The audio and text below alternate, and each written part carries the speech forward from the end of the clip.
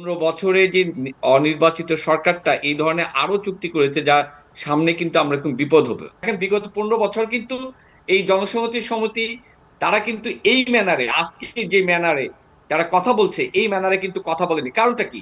কারণ হলো ইন্ডিয়ার মদতপুষ্ট একটি সরকার এখানে আছে।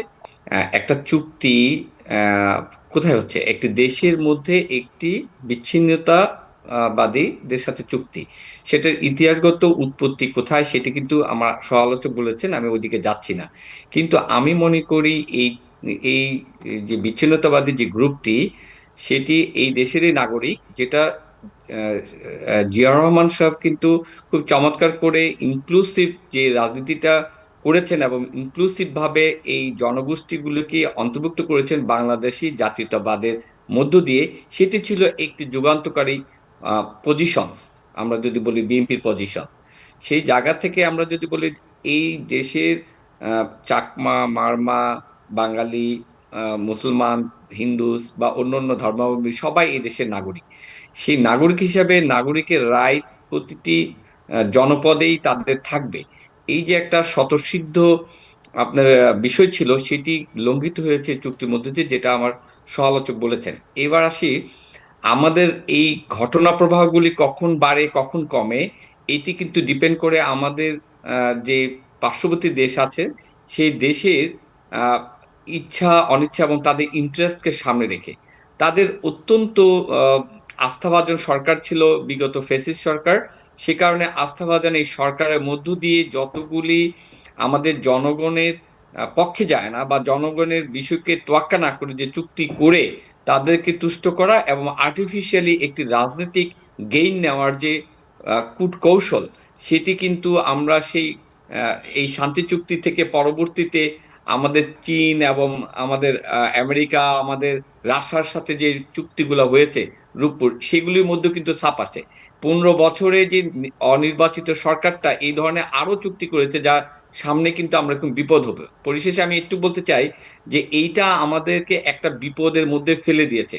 বর্তমানে আমাদের এই জনগোষ্ঠীটার সাথে আমাদের যে সম্পর্ক, সাংস্কৃতিক, অর্থনৈতিক এবং চাকরির ক্ষেত্রে, এমপ্লয়মেন্টের ক্ষেত্রে আমরা কিন্তু চমৎকার ভাবে অবস্থান করছি।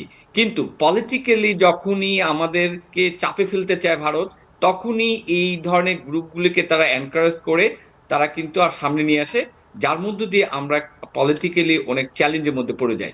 আমার মনে হচ্ছে শান্তি চুক্তির বাস্তবায়নের কিছু দিক আছে, যে দিকগুলি অলরেডি বাস্তবায়ন যোগ্য, সেগুলি বাস্তবায়ন পথে এবং হয়েছেও।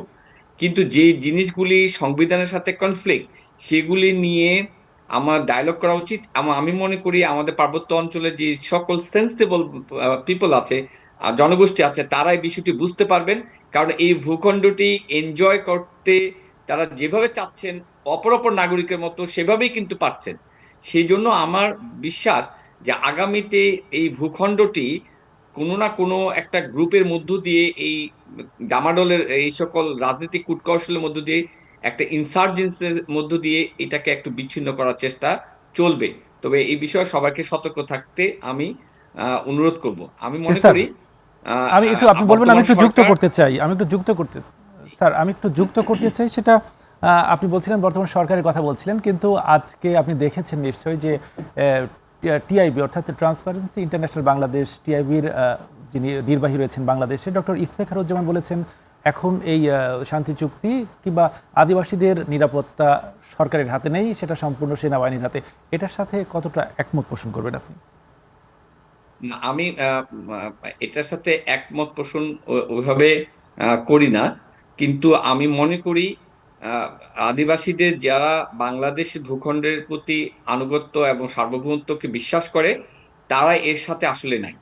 এইটা একটা, আপনি চিন্তা করে দেখেন, ওইখানে একটা কিন্তু কুকি চিন, তারপরে অন্যান্য বিষয়, এখানে কিন্তু ভূ রাজনীতির যে মানে আপনার চক্রান্ত আছে, সেই চক্রান্তর একটা পার্ট কিন্তু এটি।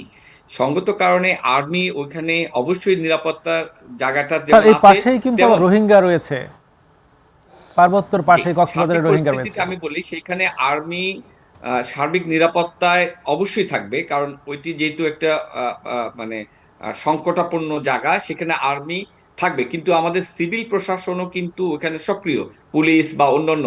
তারা সার্বিক নিরাপত্তায় আছে। সমস্যাটা হচ্ছে কিন্তু আপনার পলিটিক্যালি আমাদের বাংলাদেশের সরকারকে আগামীতে ভারত বা আশেপাশের লোকজন কিভাবে চাপে ফেলবে, বিভিন্ন মুখী চাপের মধ্যে এটি একটি চাপ তারা কিন্তু ইনিশিয়েট করছে। সেই জায়গাটায় আমি বলছি যে আমাদের সকল জনগণকে ঐক্যবদ্ধ হতে হবে, সকল দলগুলিকে ঐক্যবদ্ধ হতে হবে, বুঝতে হবে বাংলাদেশের ইন্টারেস্টের জায়গায়।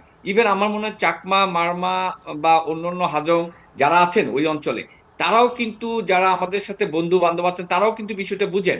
এটা যে একটা পলিটিক্যাল এপিসোডের মধ্য দিয়ে এক ধরনের ষড়যন্ত্রমূলক ভাবে একটা দেশকে মানে ব্যতিব্যস্ত রাখা, এইটা হচ্ছে তার কৌশল। আপনি খেয়াল করে দেখেন সেভেন সিস্টারের অন্যান্য দেশের অর্থনৈতিক এবং তাদের অবস্থা কি ভালো?